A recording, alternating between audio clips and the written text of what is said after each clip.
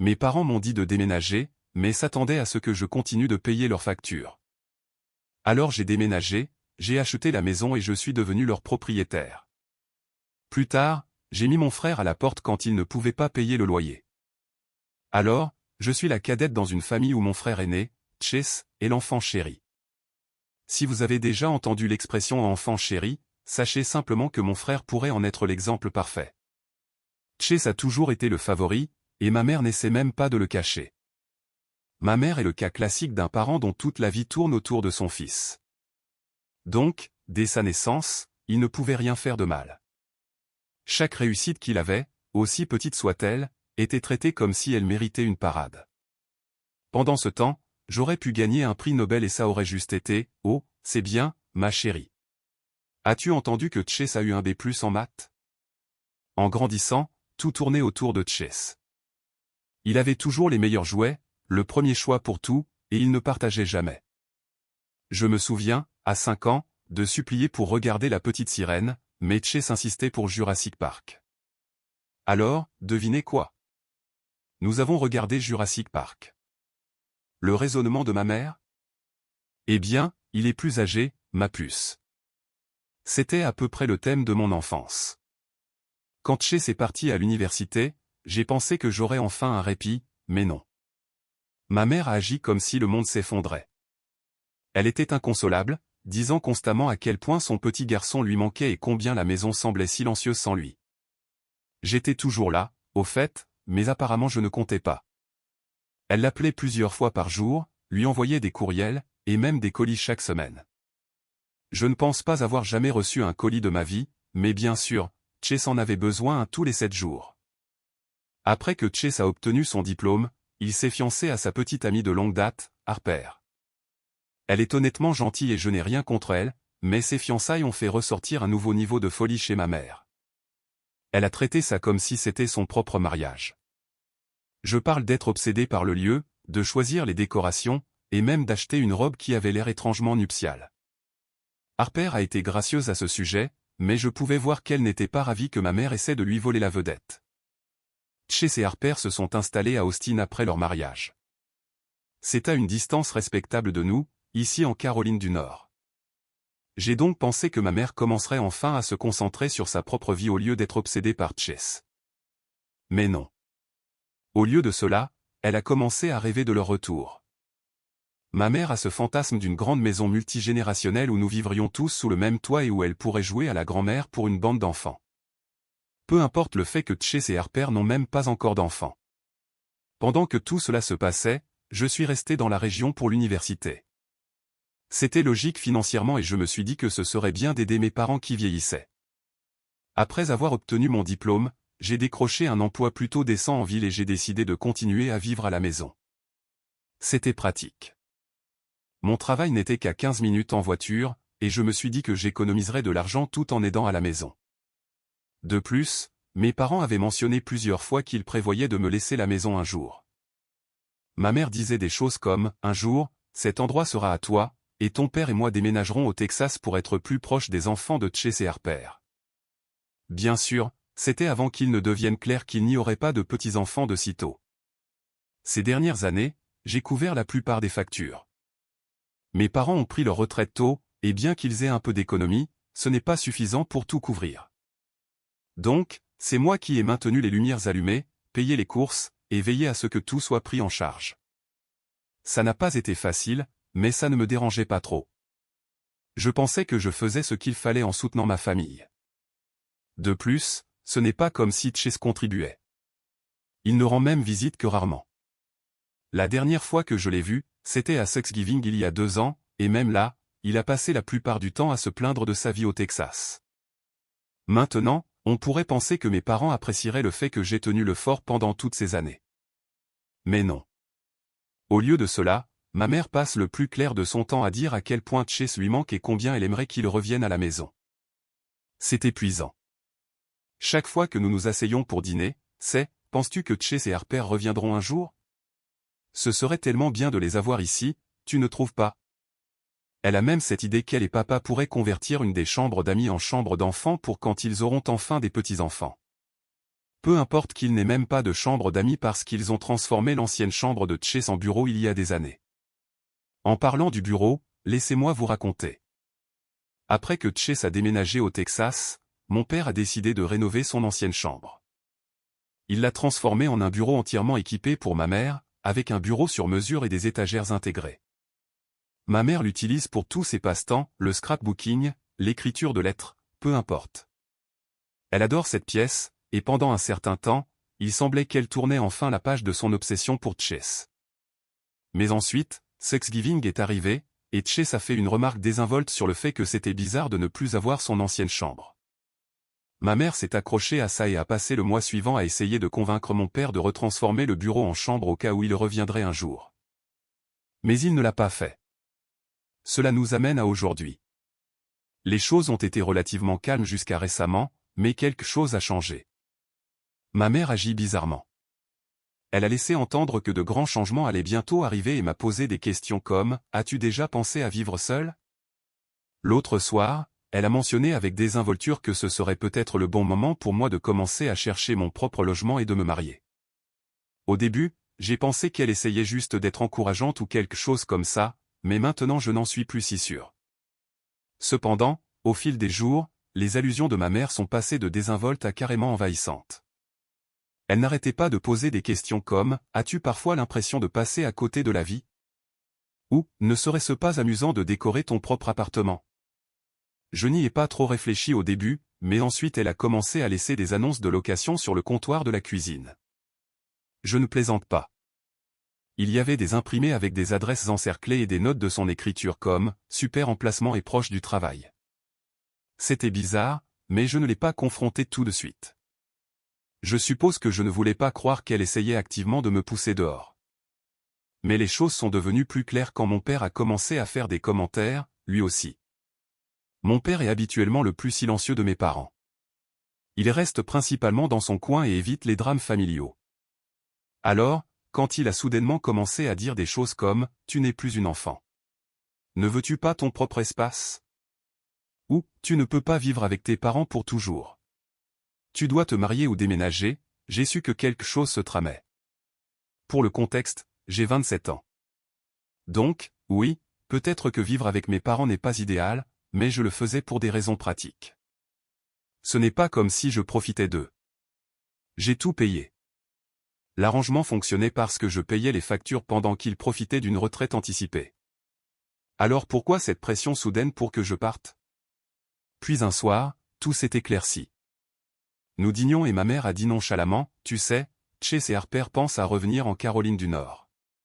Ne serait-ce pas bien d'avoir toute la famille réunie à nouveau ?» Elle a dit cela avec un immense sourire comme si c'était la meilleure idée du monde. Je n'ai pas beaucoup réagi au début parce que je voulais voir où elle voulait en venir. Bien sûr, elle a continué à parler. « C'est juste que nous n'avons plus beaucoup de place ici, dit-elle, me regardant comme si j'étais le problème. S'il revenait, nous devrions faire quelques ajustements. Peut-être que nous pourrions même transformer ta chambre en chambre d'enfant un jour. » J'étais assise là, essayant de comprendre ce que je venais d'entendre. Ma chambre, celle pour laquelle j'ai payé pour garder un toit au-dessus de ma tête. Maintenant, c'est une future chambre d'enfant pour les enfants imaginaires de Chase. C'était comme une gifle, mais je n'ai rien dit. Mon père est intervenu en disant, « C'est quelque chose à considérer. Tu te débrouilles très bien au travail, tu pourrais te permettre un bel endroit à toi. » Je sentais la frustration monter, mais je suis restée silencieuse. Je voulais entendre tous leurs plans avant de dire quoi que ce soit. Au cours des jours suivants, ils ont continué à laisser tomber d'autres indices. Ma mère a évoqué l'idée de retransformer le bureau en chambre au cas où Chase et Harper en auraient besoin.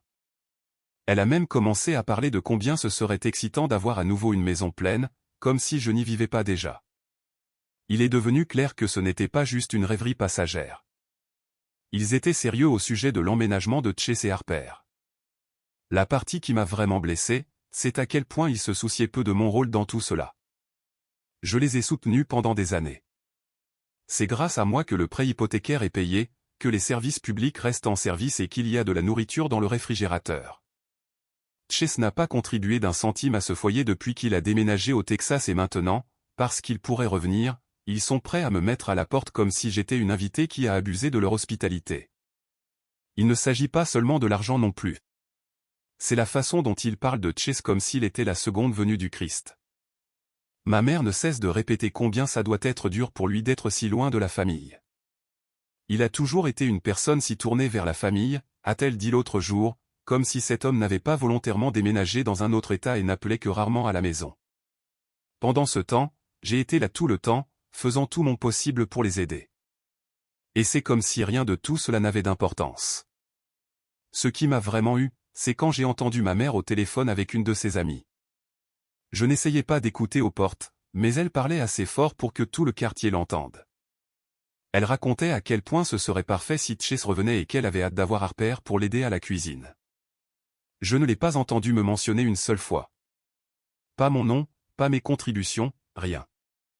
C'était comme si je n'existais même pas dans sa vision de l'avenir. Le lendemain, ma mère m'a assise pour ce qu'elle a appelé une discussion de famille.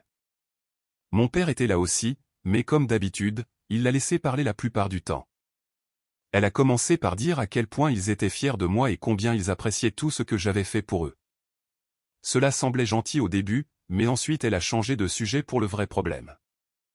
Avec le retour de Chase et Harper, dit-elle, nous avons parlé de la façon de faire fonctionner cette maison pour tout le monde. Et nous pensons qu'il est peut-être temps pour toi de prendre ton envol. Je lui ai demandé ce qu'elle voulait dire, même si je le savais déjà. Eh bien, dit-elle, avec Chase et Harper qui reviennent, ce sera un peu à l'étroit, mais nous pensons que c'est une bonne occasion pour toi de trouver ton propre logement et de commencer à vivre de manière indépendante. Elle a dit cela comme si c'était un grand cadeau qu'il me faisait, comme si me pousser hors de la maison que j'ai payée me rendait service. Je suis resté calme et j'ai demandé ce qu'il prévoyait de faire pour les factures. Ma mère a souri et a dit, « Oh, nous espérions que tu pourrais continuer à contribuer pendant un certain temps, juste jusqu'à ce que Chase et Harper s'installent. » Oui, parce que cela avait parfaitement du sens. Ils voulaient que je déménage mais que je continue à payer les factures pour que Chase et Harper puissent vivre sans loyer. Je ne sais même pas si Chase a accepté de revenir, mais il déroule déjà le tapis rouge pour lui. À ce stade, il était difficile de maîtriser mes émotions. J'ai demandé pourquoi Chase ne pouvait pas simplement trouver un logement à proximité s'il voulait vraiment revenir. Ma mère a soupiré et a dit, ce n'est pas si simple. Ils traversent une période difficile en ce moment et ils ont besoin du soutien de la famille. Tu ne comprendrais pas. Tu as toujours été si indépendante. Elle a dit cela comme si c'était une mauvaise chose, comme si mon indépendance était une sorte de défaut de caractère. La conversation s'est terminée avec ma mère me demandant d'y réfléchir et de leur faire savoir ce que je décide. Je n'ai pas dit grand-chose.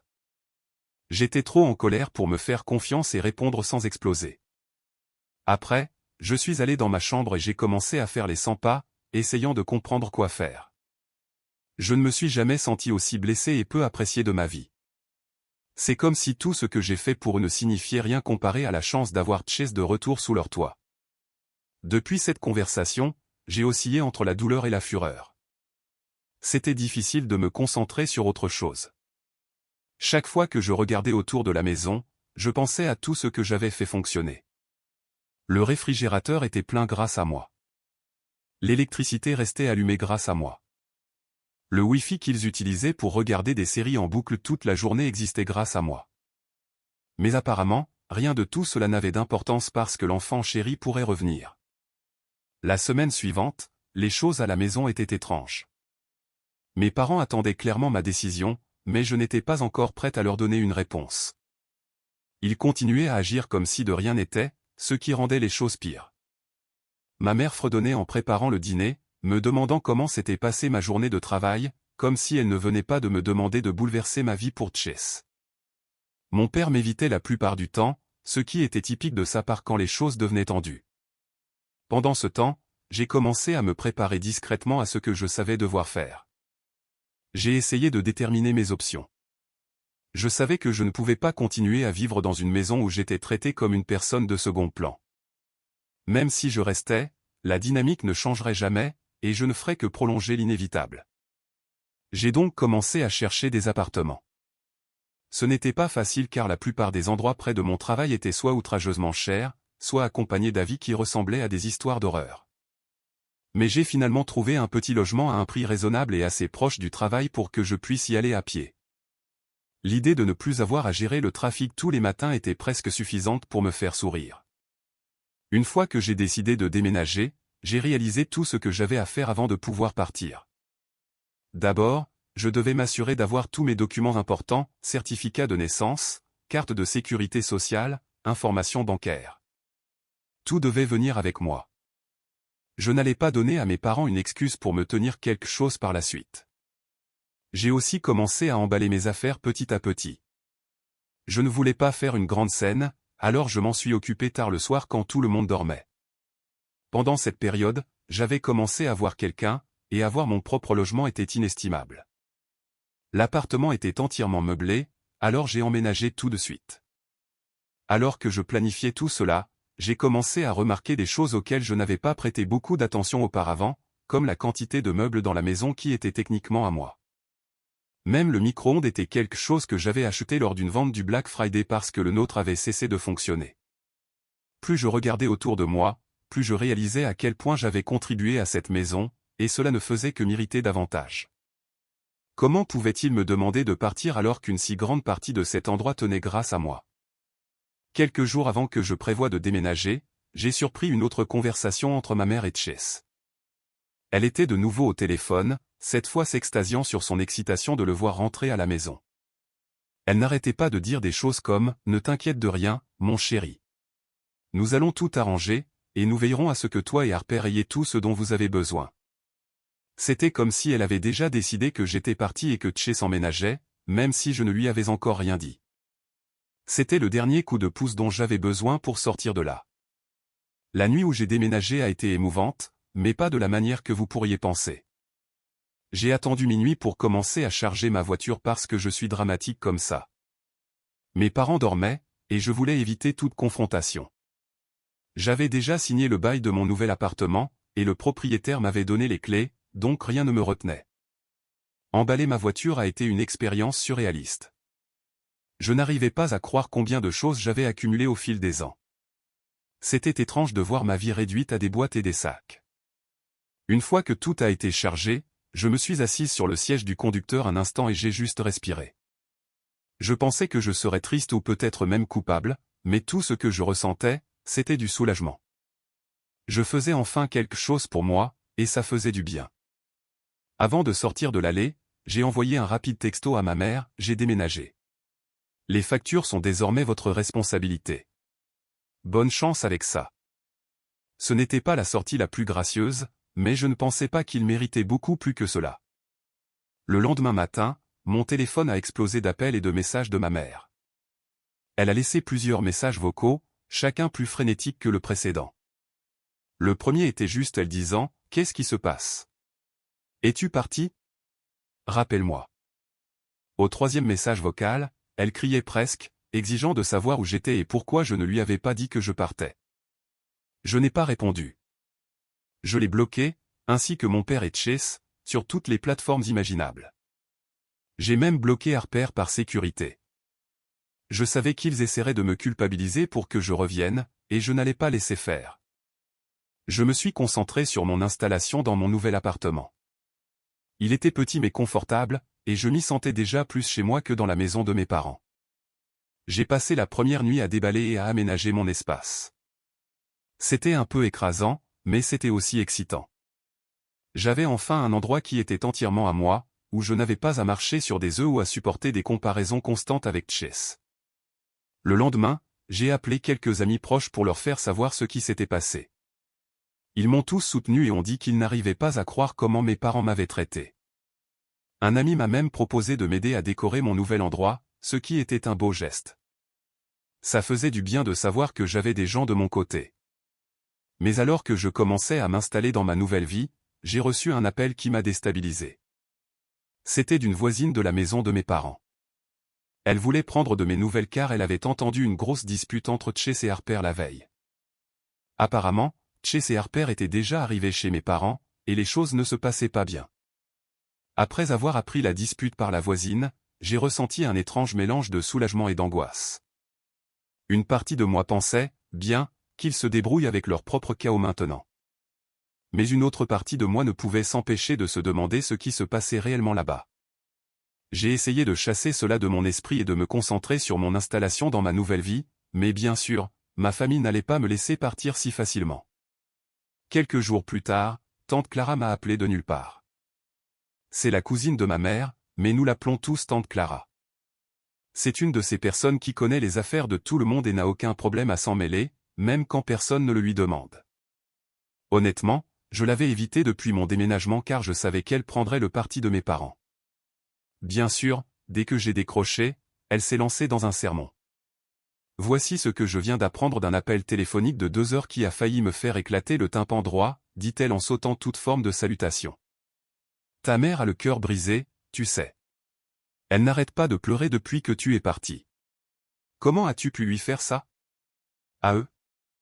J'ai pris une profonde inspiration et j'ai dit, Clara, je ne leur ai rien fait. J'ai juste déménagé. Ce sont des adultes. Ils peuvent s'en sortir. Elle a ricané. Déménager? Tu les as abandonnés quand ils avaient le plus besoin de toi. Sais-tu même ce qui se passe là-bas? J'ai levé les yeux au ciel, mais quelque chose dans son ton a attiré mon attention. De quoi parles-tu? Ai-je demandé. Il y a eu une pause avant qu'elle ne dise « la maison ». Ils sont en retard sur le prêt hypothécaire. Tes parents sont sur le point de la perdre maintenant. C'était une nouvelle pour moi. Quel prêt hypothécaire? Ai-je demandé, confuse. Ils ont remboursé la maison il y a des années. C'est ce que tu crois, dit Clara, savourant visiblement le drame. Ils ont pris une deuxième hypothèque il y a quelques années. Apparemment, c'était pour aider Chase et Harper. Je n'arrive pas à croire que tu ne le savais pas. Mon estomac s'est noué. Je n'ai rien dit au début parce que j'étais trop occupé à essayer de comprendre ce que je venais d'entendre. Une deuxième hypothèque pour Chase et Harper, et je l'avais payée sans le savoir pendant tout ce temps, complètement inconsciente. Clara a continué à parler, mais je l'entendais à peine. Quelque chose sur le fait que je devais revenir et réparer ce gâchis parce que la famille reste soudée. Je lui ai raccroché au nez en plein milieu de sa phrase, ce qui est probablement la chose la plus impolie que j'ai jamais faite, mais je m'en fichais. J'avais besoin de réponses, et je n'allais pas les obtenir d'elle. Le lendemain, je suis allé à la banque. Je voulais confirmer ce que Clara avait dit car une partie de moi espérait qu'elle exagérait. Mais non, ce n'était pas le cas. Le caissier de la banque a confirmé qu'il y avait bien une deuxième hypothèque sur la maison. Elle avait été contractée il y a 2 ans, et les paiements étaient automatiquement prélevés sur le compte où je déposais de l'argent chaque mois. Pendant tout ce temps, je pensais que je couvrais juste les charges et aidais avec les courses. Il s'avère que je payais aussi pour une hypothèque dont je ne connaissais même pas l'existence. La rage que j'ai ressentie à ce moment-là était indescriptible. Ce n'était pas seulement qu'ils m'avaient menti. C'était le fait qu'ils avaient profité de moi pendant des années sans une seconde pensée. J'avais travaillé dur, géré mon budget avec soin, et renoncé à des luxes pour pouvoir les soutenir, et ils ont utilisé cet argent pour renflouer Chase et Harper. C'était comme si chaque mauvais sentiment que j'avais eu d'être la seconde après Chase était soudainement validé de la pire des manières. Je suis rentré chez moi ce soir-là et je me suis juste assise dans mon appartement. Tout ce à quoi je pouvais penser, c'était à quel point j'avais été stupide de leur faire confiance. Je n'arrêtais pas de rejouer chaque conversation que nous avions eue sur l'argent, me demandant comment je n'avais pas vu les signes. Ma mère faisait toujours ses commentaires désinvoltes sur le fait que les temps étaient durs, mais insistait ensuite que tout allait bien chaque fois que je proposais d'aider davantage. Maintenant je savais pourquoi, parce qu'ils ne voulaient pas que je pose trop de questions. Le pire, c'était de réaliser combien ils avaient dû donner à Chase et Harper. Mes parents ne sont pas exactement connus pour être des experts financiers, donc je ne serais pas surpris s'ils avaient donné à Chase la majeure partie du prêt en une seule fois au lieu de l'étaler. Et connaissant Chase, il l'a probablement dilapidé sans une seconde pensée. J'ai débattu de confronter mes parents à ce sujet, mais je n'étais pas sûr de pouvoir gérer la conversation sans perdre mon sang-froid. De plus, je ne voulais pas leur donner la satisfaction de penser que je revenais pour aider. Ils avaient créé ce gâchis et ils devaient le nettoyer eux-mêmes. Pourtant, je ne pouvais m'empêcher de me sentir blessé. C'est une chose de jouer les favoris. C'en est une autre de mentir à son enfant et d'utiliser son argent pour couvrir ses erreurs. Au cours des jours suivants, j'ai commencé à recevoir plus d'appels de membres de la famille. Clara a dû le dire à tout le monde car soudain, j'étais la méchante de l'histoire. Mon oncle m'a laissé un message vocal disant que je devais prendre mes responsabilités et faire ce qu'il fallait. Un autre cousin m'a envoyé un texto me traitant d'égoïste pour avoir abandonné mes parents alors qu'ils étaient en difficulté et disant que je les avais laissés au bord de la rue sans rien dans leur poche. C'était comme s'ils lisaient tous le même script. Ce qu'aucun d'eux ne semblait comprendre, c'est que ce n'était pas seulement une question d'argent. C'était des années à être traité comme si je n'avais pas d'importance. C'était le fait d'être toujours censé me sacrifier pour Chase alors qu'il avait un laissez-passer. Et maintenant, ils voulaient que je revienne et que je répare tout parce qu'ils ne pouvaient pas admettre qu'ils avaient tout gâché. Non merci. Pourtant, une partie de moi ne pouvait s'empêcher de penser à ce que Clara avait dit sur le fait que la maison était en péril. Autant je voulais les laisser gérer les conséquences seuls, autant je ne pouvais m'empêcher de me demander ce qui se passerait s'ils perdaient réellement la maison. Reviendrait-il en rampant vers moi, implorant de l'aide? Chase prendrait-il ses responsabilités pour une fois dans sa vie? Ou me blâmeraient-ils tous de ne pas être intervenus pour sauver la situation? Je n'ai pas de réponse maintenant, mais je sais une chose avec certitude, je ne serai plus leur filet de sécurité. Ils ont brûlé ce pont le moment où ils ont décidé que le confort de Chase était plus important que ma confiance. Je vous tiendrai au courant. Première mise à jour. Salut tout le monde, je suis de retour avec une mise à jour pour vous. Alors, voici où en sont les choses maintenant. Beaucoup de choses se sont passées depuis que j'ai découvert la deuxième hypothèque et décidé de laisser mes parents et Chase se débrouiller seuls. Je pensais en avoir fini avec eux, mais bien sûr, rien n'est jamais aussi simple avec ma famille. Après des semaines de silence de la part de mes parents, j'ai reçu une lettre inattendue de la banque. Oui, la même banque qui a confirmé la deuxième hypothèque. C'était un avis de non-paiement pour la maison. Apparemment, mes parents étaient en retard sur leur paiement depuis des mois, et maintenant la saisie immobilière menaçait. La lettre m'était adressée car, surprise, j'étais toujours listée comme la contributrice principale sur leur compte. Je ne sais pas si c'était de la paresse ou une tactique de manipulation tordue, mais ils n'ont jamais pris la peine de me retirer après mon déménagement. J'étais furieuse. Ce n'était pas suffisant qu'ils m'aient menti et utilisé mon argent pour renflouer Chase. Ils m'ont aussi entraîné dans leur désastre financier. J'ai appelé la banque pour clarifier que je n'étais plus impliqué, mais comme les paiements provenaient de mon compte depuis si longtemps, j'étais techniquement lié à l'hypothèque. La représentante m'a gentiment expliqué que mes parents pourraient perdre la maison à moins que les paiements en retard ne soient couverts immédiatement. Elle m'a même demandé si je voulais faire un paiement sur le champ. J'ai failli rire de l'audace. Au début, je me suis dit que je n'allais rien faire. Laisser la maison partir. Qu'ils se débrouillent tous pour savoir où vivre. Mais autant je voulais tout laisser brûler, autant une partie de moi ne pouvait pas abandonner la maison qui m'avait été promise. J'y ai grandi. J'y avais mis tellement d'argent, sans parler des souvenirs. Et soyons honnêtes, si mes parents perdaient la maison, ils se pointeraient simplement à ma porte, me culpabilisant pour que je les accueille. Chase amènerait probablement Harper avec lui aussi. Pas question que je m'engage dans ce cauchemar. Donc, après beaucoup de réflexion et de confidences à quelques amis, j'ai élaboré un plan. Si je devais m'impliquer, ce serait à mes conditions. Je n'allais pas les renflouer sans avoir quelque chose en retour. S'ils voulaient garder la maison, elle allait être à moi. Le lendemain, je suis retourné à la banque pour examiner mes options. Il s'est avéré que racheter la maison était possible, mais cela exigerait que mes parents me transfèrent le titre de propriété. En gros, je deviendrais leur propriétaire. L'idée était à la fois satisfaisante et un peu effrayante, mais je savais que c'était la meilleure façon de me protéger.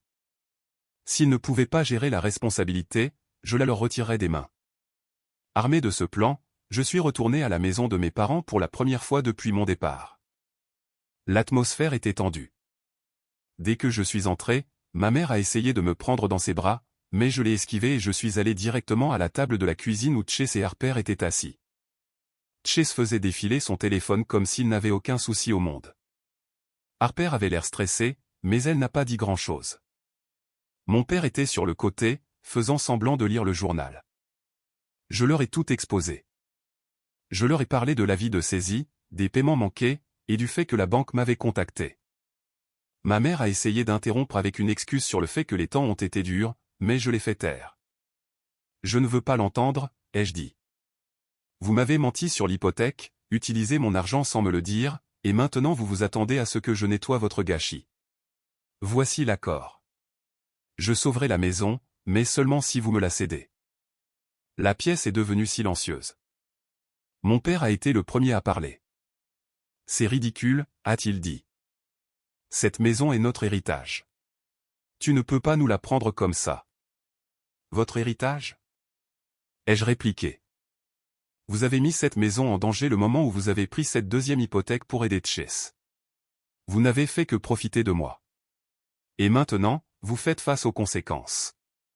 Soit vous la cédez, soit vous la perdez.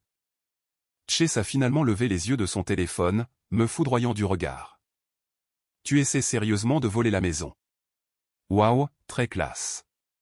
Tu as toujours été jalouse de moi. Je lui ai ri au nez. Jalouse de quoi? De ton style de vie de profiteur? S'il te plaît. J'offre une solution à un problème que tu as aidé à créer. Si ça ne te plaît pas, n'hésite pas à faire tes valises et à trouver un autre endroit où vivre.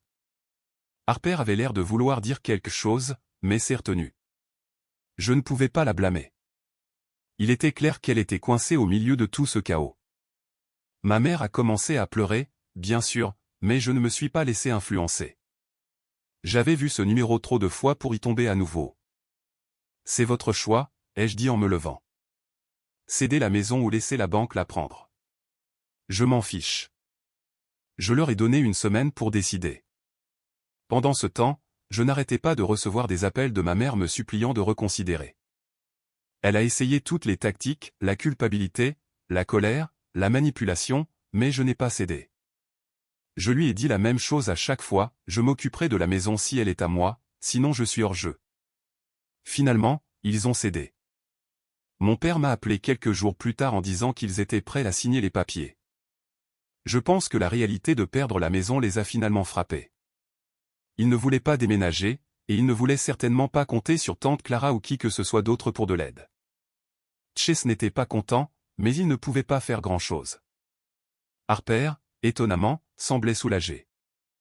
Je pense qu'elle a vu cela comme une chance d'échapper au chaos, même si elle ne l'a pas dit ouvertement. Une fois les formalités administratives finalisées, la maison était officiellement à moi.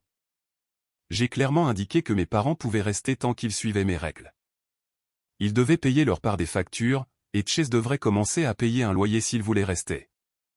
Aucune exception.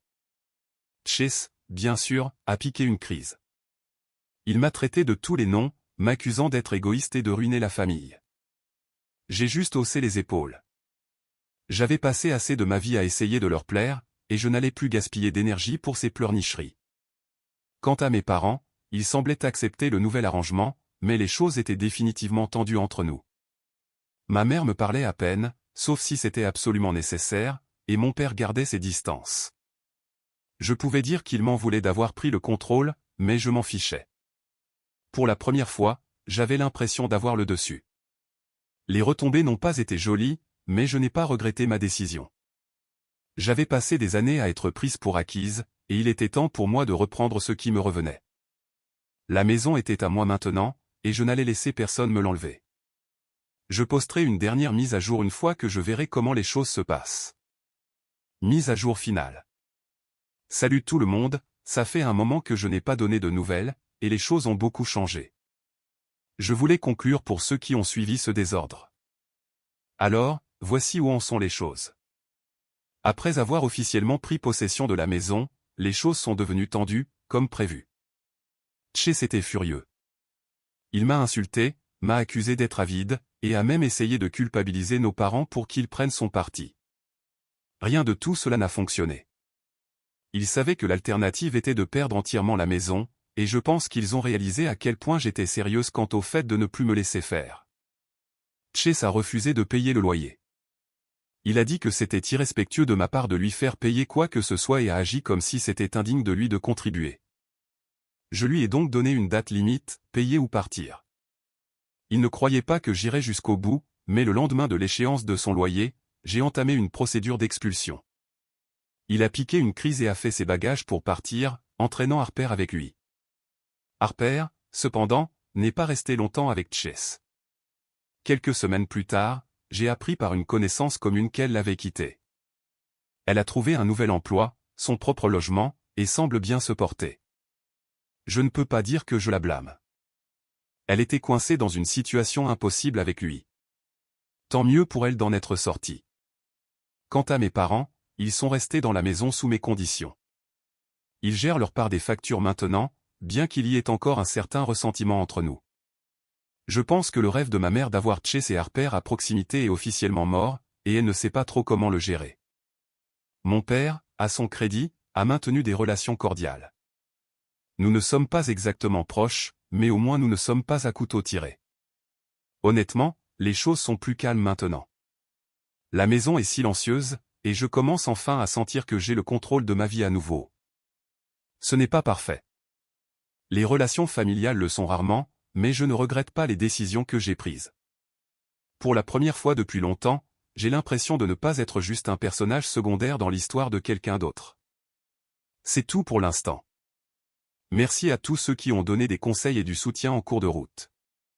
Cela m'a aidé plus que je ne peux le dire. Qui sait, peut-être que je reviendrai un jour avec une autre mise à jour.